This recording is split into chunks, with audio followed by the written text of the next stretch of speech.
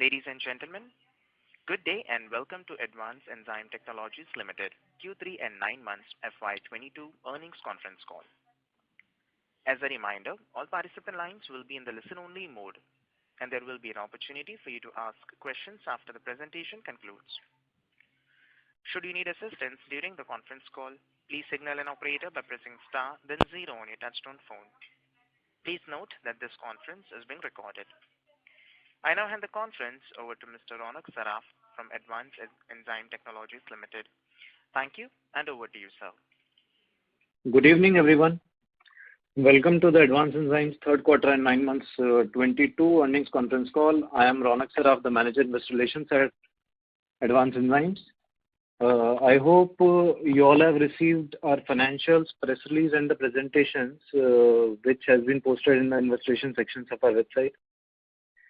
We have with us Mr. Mukund Kabra, the whole-time director, and Mr. Beni Prasad Rauka, the group CFO. Today, the management will discuss performance and business highlights, updates on strategy, and respond to any questions that you may have. As is usual, for ease of discussion, we will look at the consolidated financials. Before we proceed, I would request you all to please read the forward-looking statement disclaimer contained in the presentation. During our call, we may forward-looking statement regarding our expectation or prediction about the future, because these statements are based on current assumptions and factors that may involve risk and uncertainty. Our actual performance and results may differ materially from our forward-looking statements. So without any further ado, we shall commence this call.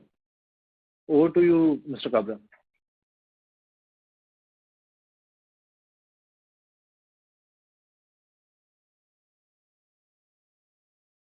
Mr. Kabra, please unmute your audio from your side. Sorry. Thank you, Ronak. Good evening, everyone. I really appreciate and welcome you all to the conference call for the quarter and 9 months ended 31st December 2021. At the onset, I hope everyone is healthy, safe, and taking all the necessary precautions in the wake of the third wave of COVID-19. At Advanced Enzymes, we are committed towards protecting health and well-being of our employees and their families. We continue to implement rigorous safety and hygiene measures across all locations without any compromise and provided work shift flexibility wherever possible. Since our last earnings call, the world has continued to face unprecedented challenges both on health and economic front.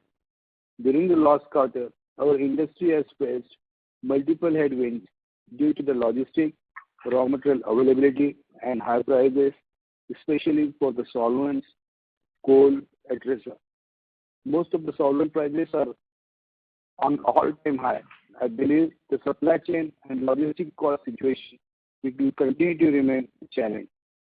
Our free cash generation and operating efficiency will continue to drive our strong net cash positions. We made conscious decision to stock up on inventory so as not to hamper our production and ensure smooth supply to our esteemed customers. I will start this call by sharing with you the evening updates for the third quarter 2022 and segment-wise performance. Our revenue declined by 3% on year-on-year basis to rupees 1,336 million. Our EBITDA declined by 26% to rupees 491 million during the quarter. Our PAT declined by 35% to rupees 286 million. EBITDA margin stood at 37%, while PAT margin stood at 21% during the quarter. The impact in the operating margin is because of high input costs. We are finding unprecedented increase in almost all the input materials, including fuel and logistic costs. In the 9 months, the highlights are as this. Our revenue grew by 8% on year-on-year basis to rupees 3,976 million. Our EBITDA decreased by 9% to rupees 1612 million. Our PAT declined by 16% and stood at rupees 985 million. EBITDA margin stood at 41%, while PAT margin stood at 25% during the period. Now I will take you through the segment-wise revenue.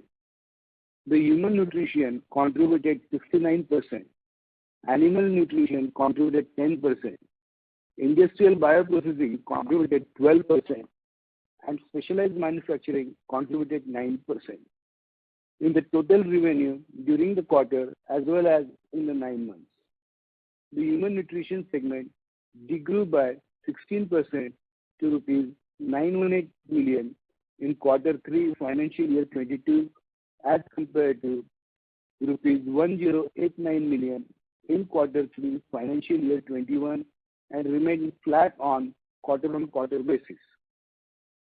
The animal nutrition segment has outperformed during the quarter by 26% to rupees 132 million in quarter 3 financial year 22 as against rupees 105 million in quarter 3 financial year 21, while it grew by 19% in the 9 months on year-on-year basis. The bioprocessing segment registered a decline of 13% during the quarter.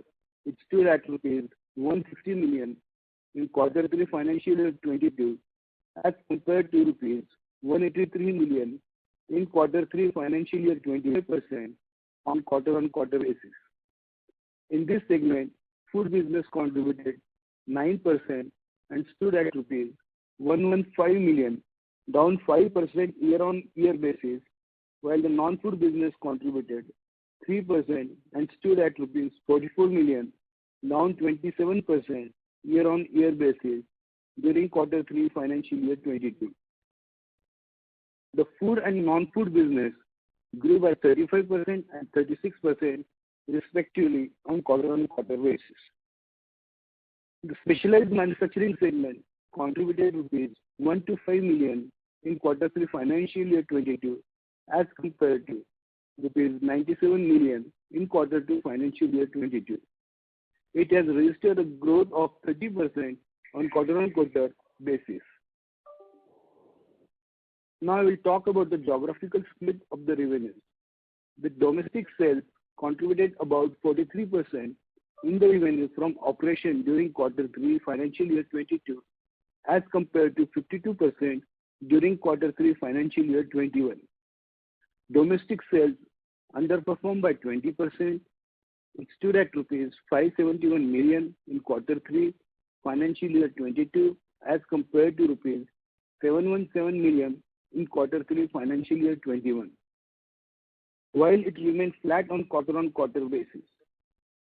International sales were 57% of revenue from operation as compared to 48% during quarter 3 financial year 21.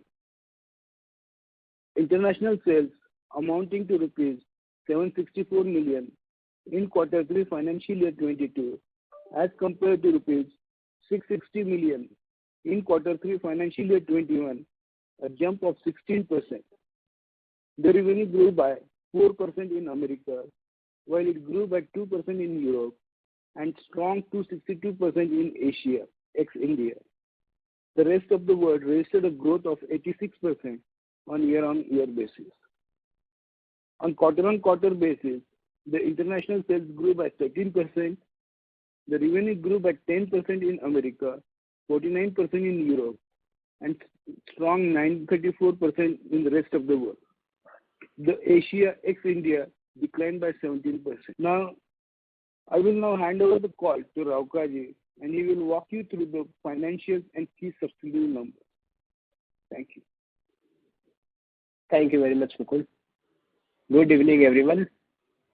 I hope you all are in good health. Now I will just take you through the company's financials for the third quarter FY22 and then for 9 months FY22. On year-on basis, our revenue is down by 41 million from 1336 million to 1377 million. EBITDA is decreased by 173 million from 664 million to 491 million. Profit before tax decreased by 197 million from 609 million to 412 million. PAT is decreased by 157 million from 443 million to 286 million, which is about 21% as compared to 32%. On quarter-on-quarter basis, our revenue is increased by 65 million, 5% growth from 127 million to 1336 million. EBITDA is flat and it's about 491 as compared to 493 million. Profit before tax is also flat at about 412 million as compared to 413 million. That is decreased by about 17 million from 303 million to 286 million. Our finance cost remained unchanged at about 3 million during the quarter. Depreciation and amortization charge is up at 88 million as compared to 65 million due to the inclusion of the financials of SSPL. On year-on-year basis for 9 months, revenue is increased by 290 million, 8% increase from 3686 million to 3967 million. EBITDA is decreased by about 9% from 1766 million to 1612 million. Profit before taxes also decreased by about 255 million from 1626 million to 1371 million. PAT is decreased by about 192 million from 1177 million to 985 million. So the PAT margin is at 25% for 9 months as compared to 32% during FY22 for 9 months. Evox during this quarter performed at revenue of 47 million, EBITDA of 12 million, and even it's the PAT positive of about 1 million as compared to 62 million of top line and 9 million of EBITDA and PAT of negative 2 million corresponding last year quarter. Jesse Biotech sales during the quarter stood at 92 million and EBITDA stood at 32 million and PAT of 16 million. Our largest selling product, which is anti-inflammatory enzyme, stood at 279 million during this quarter as compared to 365 million in quarter 3 of FY21. So there is a degrowth of about 24%. Top 10 customers contributed about 30% of our revenue as compared to 47% in Q3 of FY21.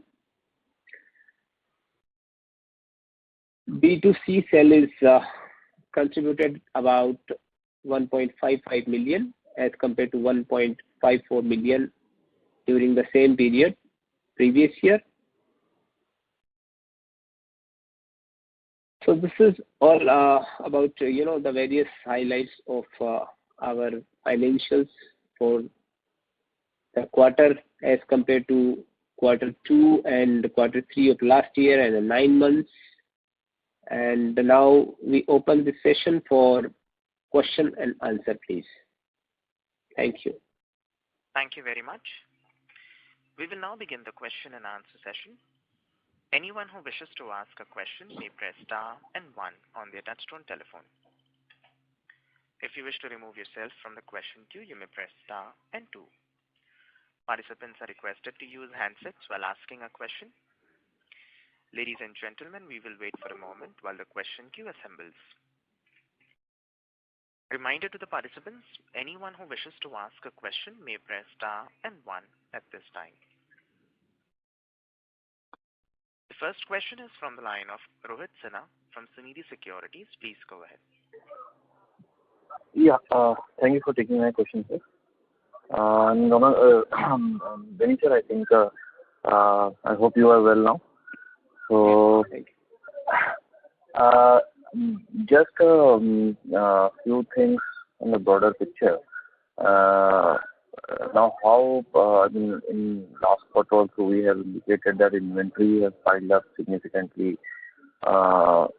So, how that number has been in this quarter, and what kind of basically challenges we are seeing right now in terms of pushing our products or increasing our sales, as considering the fact that during the COVID time we were slightly anticipating that this kind of probiotic sales would be much better during this COVID time, and it would have an incremental sales for maybe you can say probiotic products.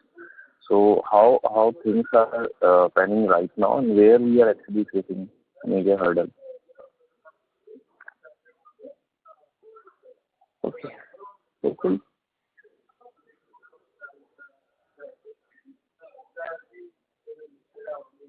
Mr. Kabra, please unmute your audio from your side if muted.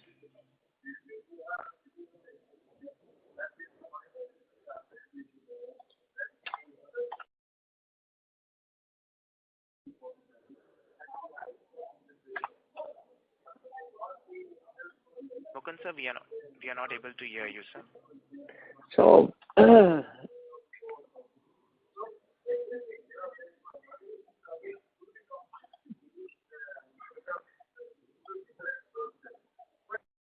Ladies and gentlemen, request you all to please stay connected while we check the line from Mr. Mukund Kabra. Thank you.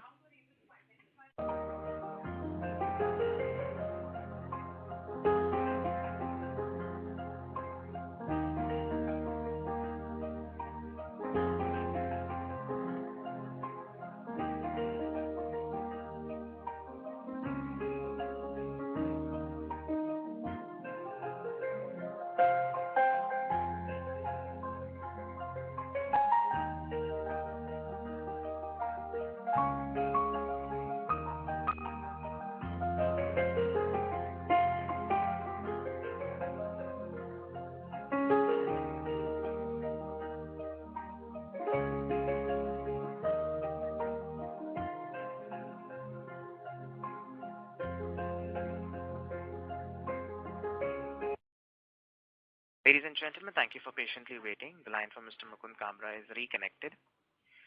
Mr. Sinha, please repeat your question.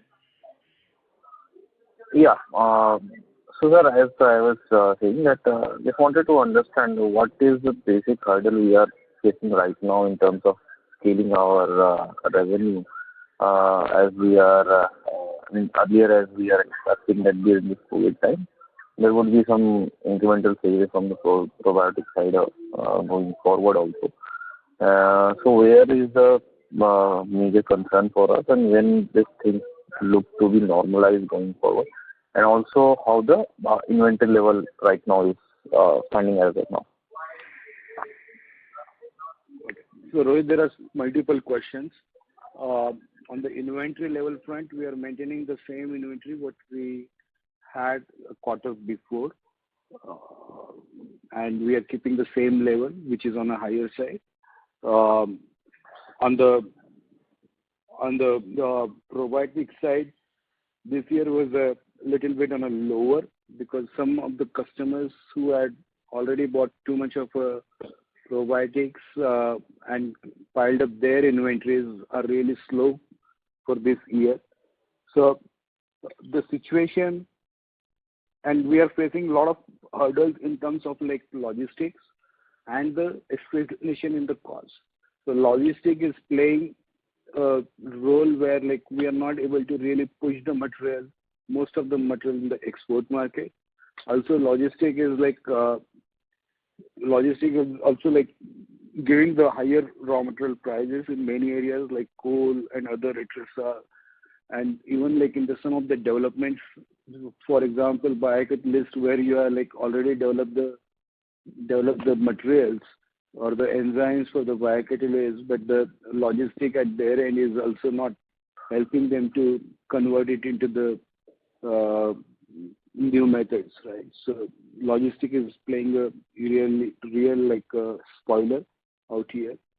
Uh, Even if saying that, like I expect the inventory problem and other problems should be normalized from the first quarter of the next year, and I expect logistics should be in control by the second quarter of the next year. So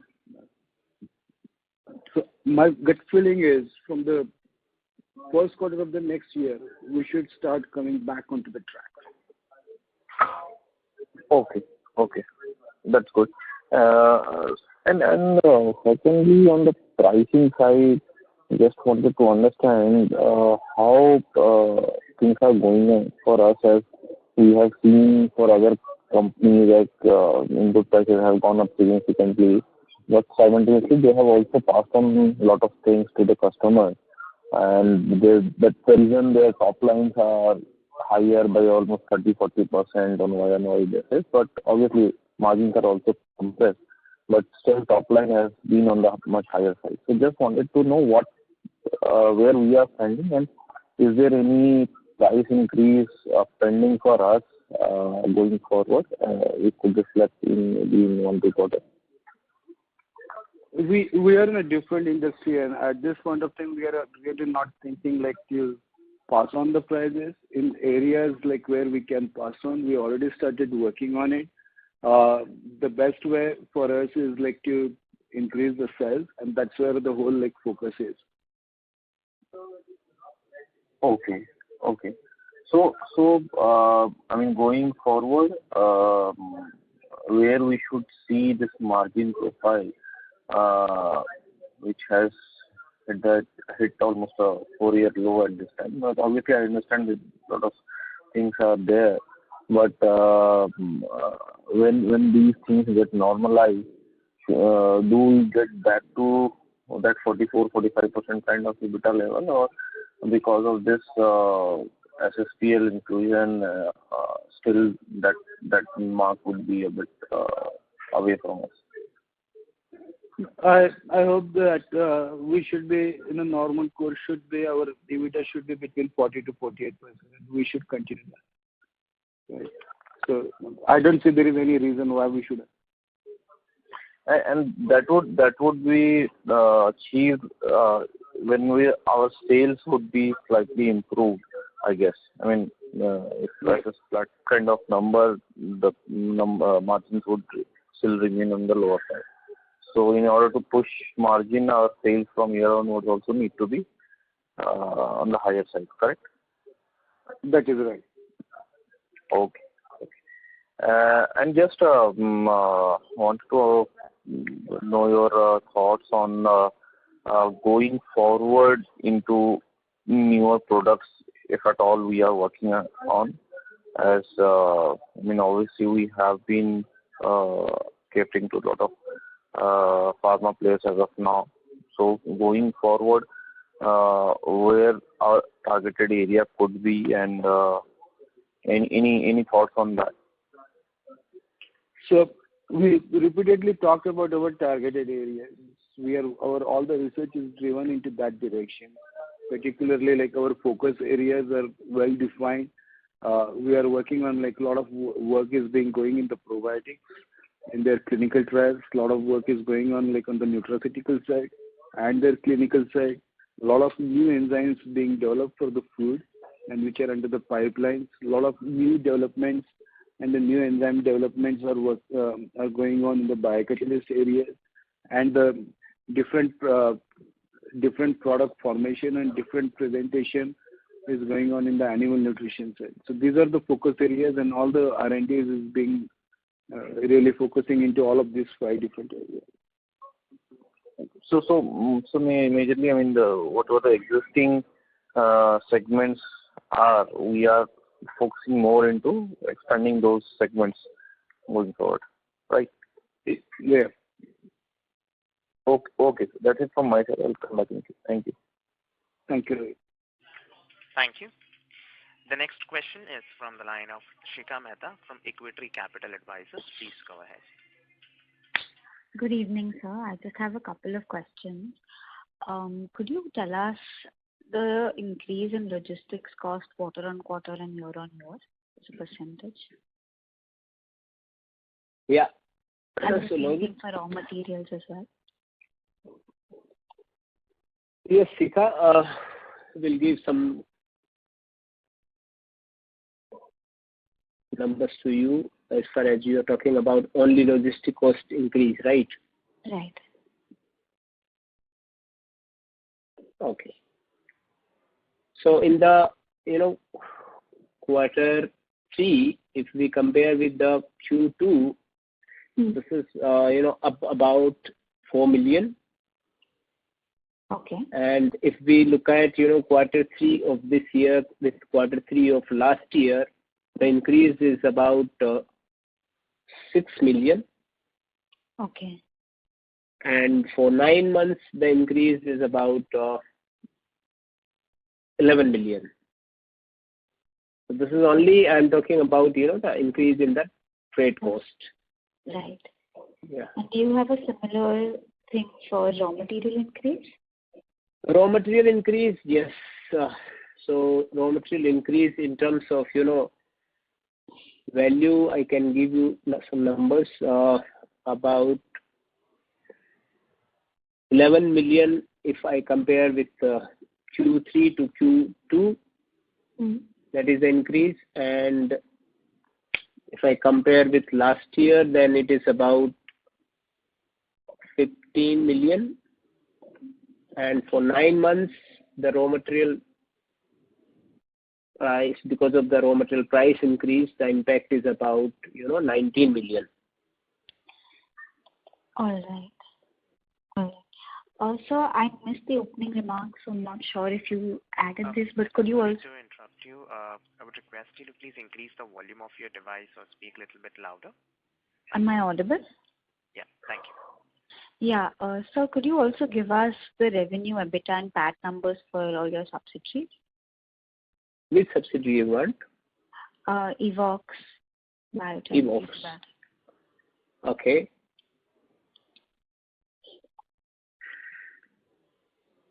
Yeah, so Evox, the top line is 47 million. EBITDA is 12 million. And PAT is 1 million. Okay. For Jessie Biotech, it's 92 million. EBITDA of 32 million and PAT of 16 million. 16, right? Yeah, 16, right. All right. Oh. Thank you so much. I'll come back in the queue. Yes. Thank you. Thank you. The next question is from the line of Deepak Saha from Savat, a SEBI-registered investment advisors. Please go ahead. Thank you for taking my question. My question is regarding what is the progress on probiotic that we launched for COVID fatigue in Indian market, as we have taken considerable amount of investment in the marketing part. So is there any material development Sorry for to this? interrupt you. The audio is not clear from your line, so please use the handset mode. Okay. Am I audible now? Yes, sir. Okay. Sorry about that. So my question is regarding the probiotic that we launched for COVID fatigue in Indian market. So what is the development on that front? Because we understand that we have also incurred many marketing expenses and marketing tie-ups in this particular quarter, and this product has done considerably well in US market. So what is the development on this front for the Indian market? So, Deepak, the revenues are still negligible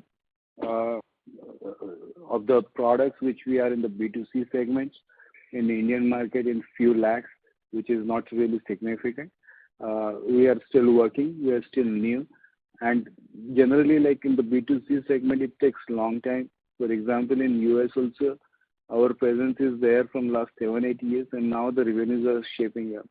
So we don't expect too much of revenue this year and maybe next year from this B2C segment. And do we consider any change in our marketing strategy in order to ramp up the revenue numbers? So marketing focusing, we are really increasing the people and the areas of focus, particularly like in the last quarter, we are really built up the team for the animal feed, particularly for the Asian market. We have started some people in Asian market. We have taken some people for the European market as well, and we are like focusing on the European markets, how it can be done.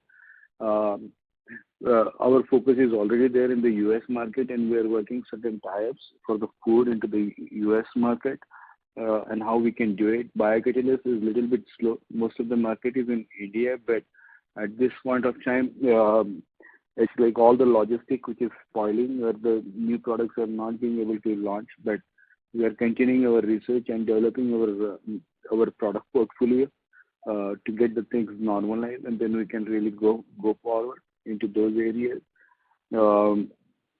And in the probiotics, we already started in US. Like most of our like probiotics are already moving into the rapid pace with our own brands, which is our ultimate target.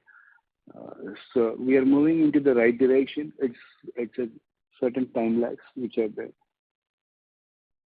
Okay. And sir, if I look at the quarterly revenue number, that's quite tepid, and I understand all the reasons that you alluded are causing this problem. But just some clarity if you can share. Is there anything too much concerning on the demand side, or it's just a timely concern and it will normalize as and when the raw material availability and rise in raw material prices, the logistic challenges, everything settles down, or is there anything concerning about the demand side, and accordingly we need to change our strategies and other part, or it's just a timely concern and it will settle down? If you can share some light on this thing as well. Deepak, I think it's more as a time which is required rather than the demand as a problem on overall. Some of the problem is of course with logistics. For example, if I had to ship like animal products for $1 a kg to US, and if I had to give a 0.95 as a logistic cost to transport, of course I don't want that kind of a business, right? So some of the business is being delayed and slowed down at this point of time, like because of those. Some of them are like the inventory problems which are there at this point of time, and I think this is a time is required rather than the real demand as a problem. You are still not able to travel. For example, I haven't traveled anywhere overseas from last 2 years and 3 months, and probably like this is the time, maybe from the March we should be able to start traveling. So these are all the time being problems, and I feel like 1 or 2 quarters further we require the things to normalize. Okay. And so my last question is regarding the specialized segment. We see a substantial growth on the specialized segment, nearly about 30%. And so considering such kind of growth and because of the synergy that we have created with our recent acquisition, so do we foresee this particular segment contributing higher revenue in the coming quarters, or any strategic change for this particular segment to the overall revenue front, or in anything else as far as this particular segment, specialized manufacturing, is concerned, to better the overall revenue trend? Yeah, so in the specialized margin front, like we can, the raw material costs have significantly gone up, but the good part is we can like pass on those costs to the customers, consumers. At the same time, like we are really working on the growth.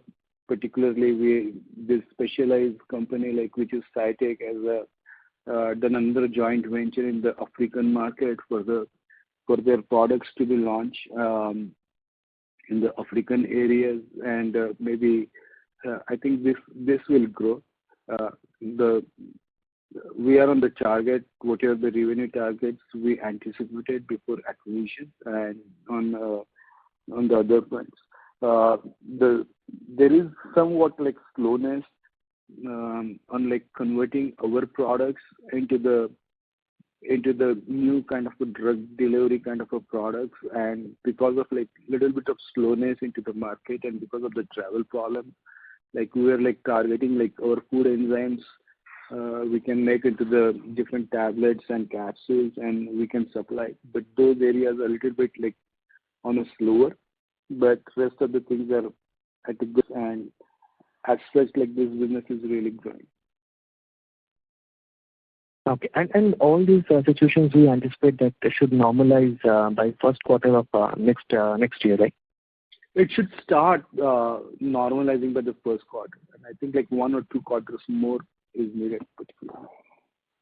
Okay. And we stick to the same margin that we stuck to during the last quarterly con call, somewhere around 41 to 45 to 48% or 41 to 48%, right? EBITDA margin I speak about. That's right. There is no change. Okay, fine. Thank you, sir. That's from my end, and all the best for the remaining quarter of the year. Thanks. Thank you, Deepalji. Thank you. A reminder to the participants, anyone who wishes to ask a question may press star and 1. The next question is from the line of Rohit Nagaraj from MK Global. Please go ahead. Yeah, thanks for the opportunity. Sir, again, prodding little more on the demand side. So we have seen the cost pressure continuously over the last 2 to 3 quarters. So is it, is it difficult for the customer to take on these price increases on a sequential basis? And that's one of the reasons why there has been an impact apart from the other issues such as logistics that you pointed out.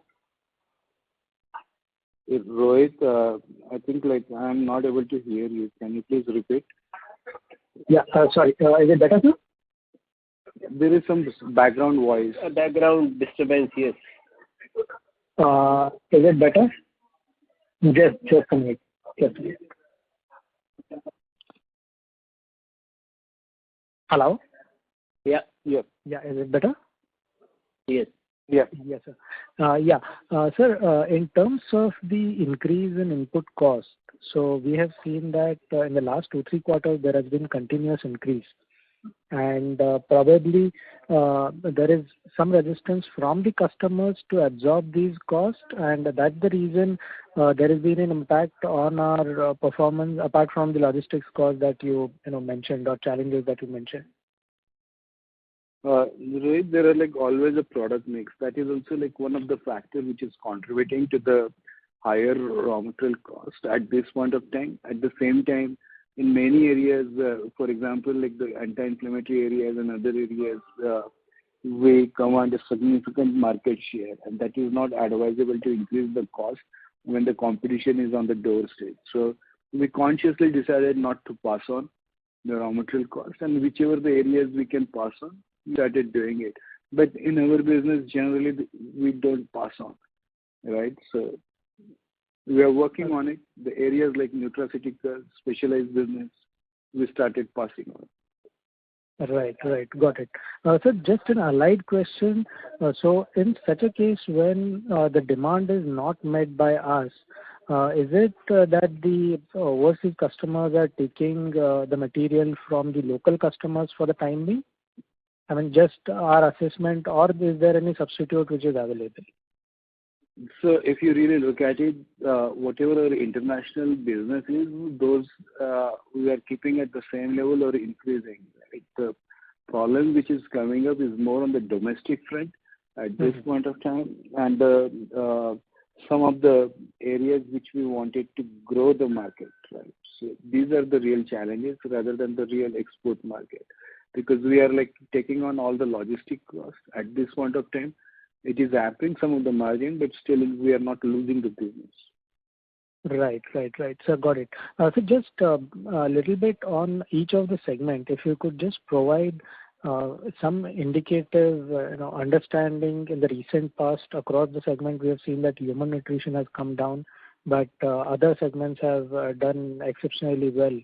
So just thoughts on each segment and how are we seeing the dynamics? Is there any change in the last couple of quarters, and what are our expectations in near future?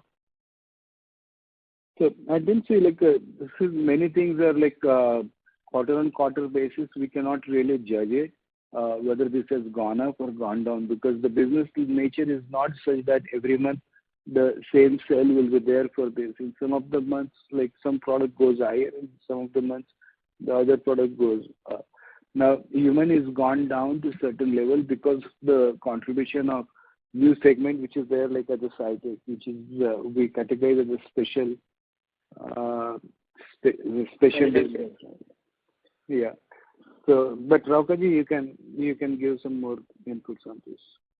No, so that's what I'm saying. As Mukund is mentioned on quarter to quarter, I mean, there is not going to be any kind of change in the strategy. We still stick to our growth drivers, which we have earlier shared with you. That our focus will continue to be on biocatalysis, then on B2C segment, particularly in international market, and apart from that, probiotics. In baking industries, we have mentioned to you about the kind of a growth, and animal feed business. We have explained that over a period of time we are working on getting our products registered in various countries, appointing distributors, and expanding our marketing and sales team. So our growth drivers still, that is a long-term, growth kind of a step where we are working. So 1 or 2 or 3 quarters, it doesn't really, make any sense to think about any kind of a change, because you always work on your growth. So these are some kind of a challenges. The sales is not picking up because of several reasons, which as Mukund has already explained. And logistics is the big issue. Input cost is up.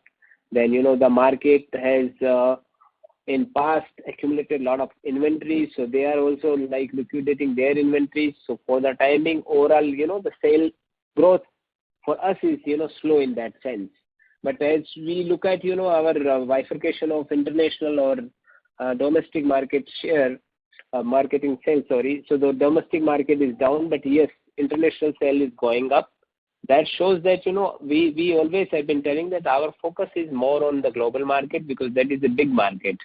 Indian market for the enzymes, whatever in human nutrition is already dominated by us, and of course it is only growing to 6 to 7%, which is a kind of a growth in this particular market. But the other opportunities are big and the growth potential is high. So we are continuously working on that, and unfortunately these 2 years being exceptional years, and very difficult to say anything what really went wrong, and you keep on talking about several reasons, but then I think once we see some kind of a normalcy, which is most likely now may happen from the first or second quarter of FY23, as Mukund has explained. So we hope the growth will come going forward. Right. So just to probably summarize, FY22 has been in transition. Probably first half of FY23 also will be in transition, when the external environment will more or less normalize. And FY24 would be the year when we'll have the effect of normalization of the external environment, as well as the growth which will come from the initiatives that we are currently taking in, and the products that we are working on. Is that a right assessment? Yeah. So see, as and when the whole economy opens, everyone has to rush, because everyone is waiting for the right time now. Unfortunately, sometime back, when everyone realized now things are opening up, then what again happened, we all know. So we lost this time in this sense. So very difficult to say in terms of 1 or 2 or 3 quarters. But yes, we always say that we have been on our path, and we are confident that going forward, I think things will turn out to be normal. And as you all are analysts, you have been interacting with so many companies. Probably you can give better insight to us that what exactly is happening with this present scenario, where whether one can really comment on it or not. That's really another challenge we are also facing. Right, sir. Right. Got it. And thanks for all the answers and best of luck, sir. Thank you so much. Thank you. The next question is from the line of Rohit Sinha from Trinity Securities and Finance. Please go ahead. Yeah, thank you for the follow-up, sir. Wanted to understand on this SciTech, first of all, SciTech recent acquisition. What was the thought process behind that? And secondly, on this existing business, I mean, SSPL is doing, I would say, pretty well as of now. The numbers are looking good in terms of revenue. Where we can see this number scaling forward in next 2 years, or especially for this SSPL? Yes, Rohit. I mean, I think as far as the synergy is concerned, as we already mentioned to you, it's a specialized manufacturing company with the technology of effervescent and various other technology they have developed over a period of time. And this was thought to have one other way of delivering our novel products through this technology. So we shall be that was one way of looking at, because we already have presence in B2C segment in USA and India. We wanted to expand, so that's where we already started.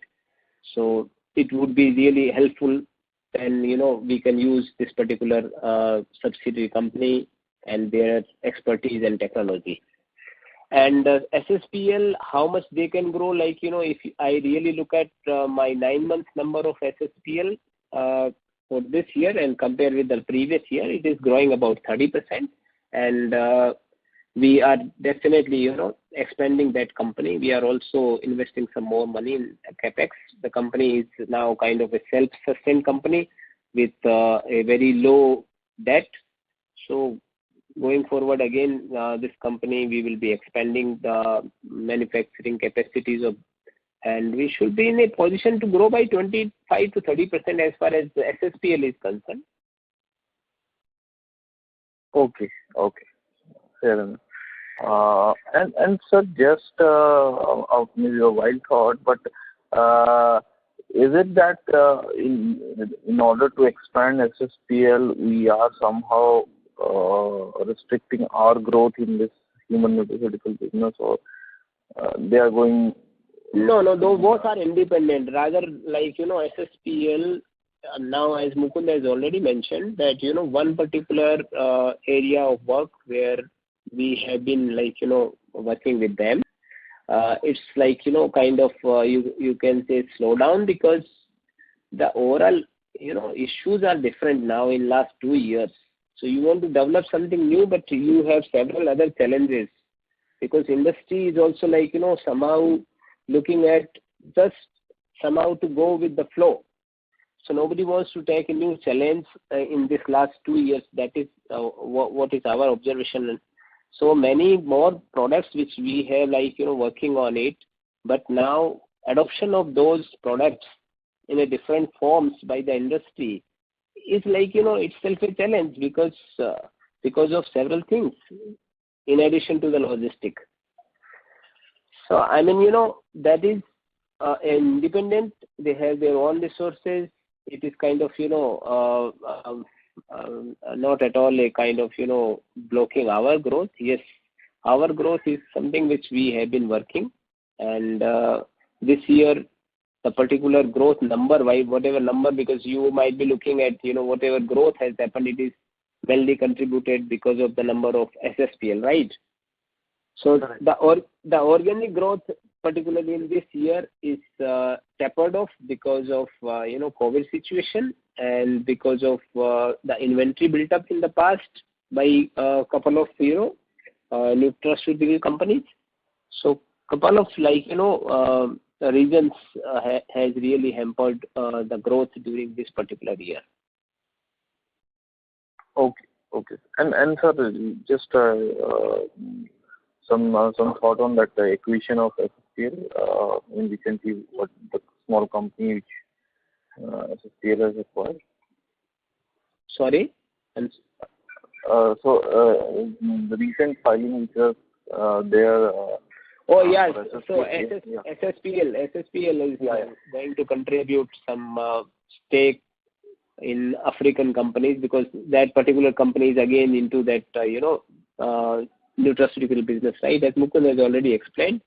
So that will help SSPL and to us to expand again, our marketing reach to African countries.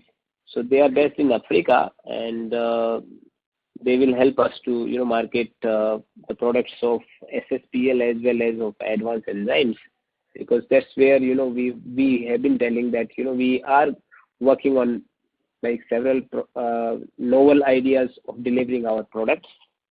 So we will again use that as an opportunity to expand that African continent market. Okay, sir.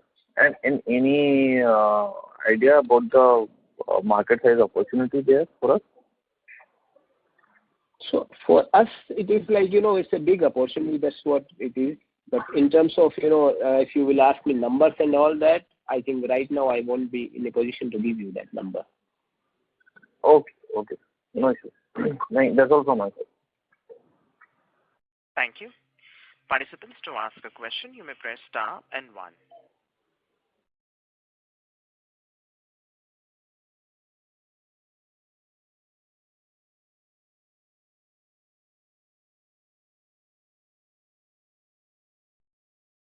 Reminder to the participants, anyone who wishes to ask a question may press star and 1.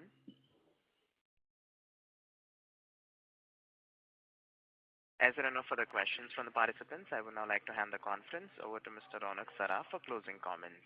Thank you, and over to you, sir. Thank you, Saga. Thank you everyone for taking time for attending our conference call. We will keep you posted for any further updates. I request you all to kindly send in your questions that may remain unanswered in the call. The transcript of this conference call will be uploaded on our website in the due course. Looking forward to host you all in the next quarter. Till then, stay healthy, stay safe. Thank you. Thank you, everyone. Thank you so much. Thank you, everyone. Thank you. Ladies and gentlemen, on behalf of Advanced Enzyme Technologies Limited, that concludes this conference call. Thank you for joining us, and you may now disconnect.